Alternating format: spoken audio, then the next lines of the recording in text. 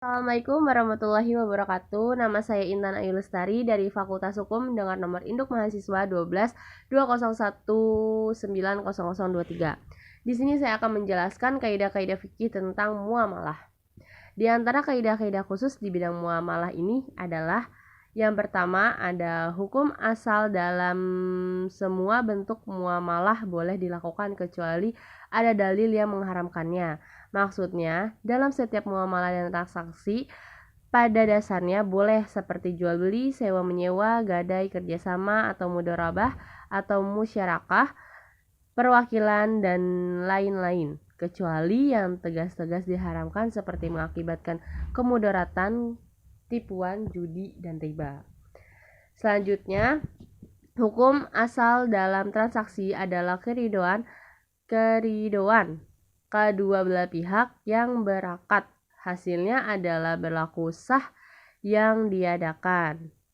Contoh, pembeli yang merasa tertipu karena dirugikan oleh penjual karena barangnya terdapat cacat.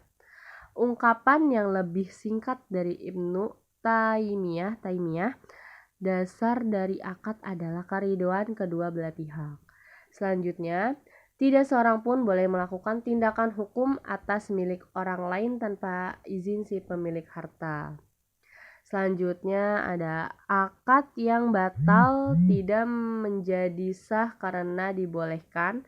Contohnya seperti bank syariah tidak boleh melakukan akad dengan lembaga keuangan lainnya yang menggunakan sistem bunga, meskipun sistem bunga dibolehkan oleh pihak lain. Karena sistem bunga telah dinyatakan haram oleh DSN. Akad baru sah apabila lembaga keuangan lain itu mau menggunakan akad-akad yang diberlakukan pada perbankan syariah. Transaksi tanpa sistem bunga. Selanjutnya, izin yang datang kemudian sama kedudukannya dengan perwakilan yang telah dilakukan lebih dahulu.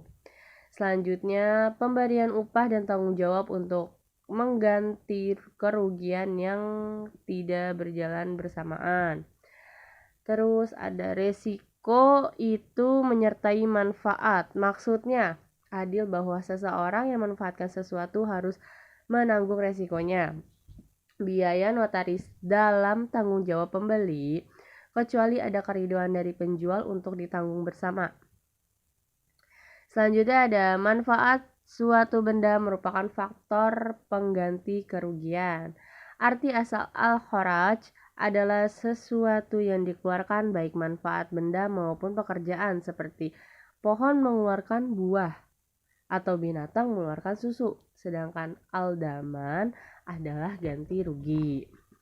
Selanjutnya ada apabila suatu akad batal, maka batal pula yang ada dalam tanggungannya. Terus, akad yang objeknya suatu benda tertentu adalah seperti akad terhadap manfaat benda tersebut. Terus, setiap akad muawadah yang sah diberlakukan selamanya, maka tidak sah diberlakukan sementara. Terus, setiap perintah untuk bertindak hukum terhadap hak milik orang lain adalah batal. Maksud kaidah ini adalah apabila seseorang memerintahkan untuk bertransaksi terhadap milik orang lain yang dilakukan seperti terhadap miliknya sendiri, maka hukumnya batal. Contoh, seorang kepala penjaga keamanan memerintahkan kepada bawahannya untuk menjual barang yang dititipkan kepadanya, maka perintah tersebut adalah batal. Selanjutnya, tidak sempurna akad tabaru kecuali dengan penyerahan barang. Terus, suatu hal yang dibolehkan oleh syarak tidak dapat dijadikan objek tuntutan ganti rugi. Terus, sesuatu benda tidak bisa dicabut dari tangan seseorang kecuali atas dasar ketentuan hukum yang telah tetap. Selanjutnya, setiap kabul atau penerimaan boleh dengan ungkapan saya telah diterima. Terus, setiap syarat untuk kemaslahatan akad atau diperlukan oleh akad tersebut, maka syarat tersebut dibolehkan.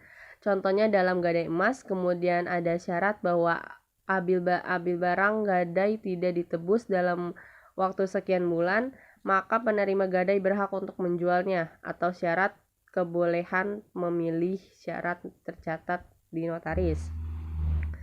Selanjutnya ada setiap yang sah digadaikan sah pula dijadikan jaminan.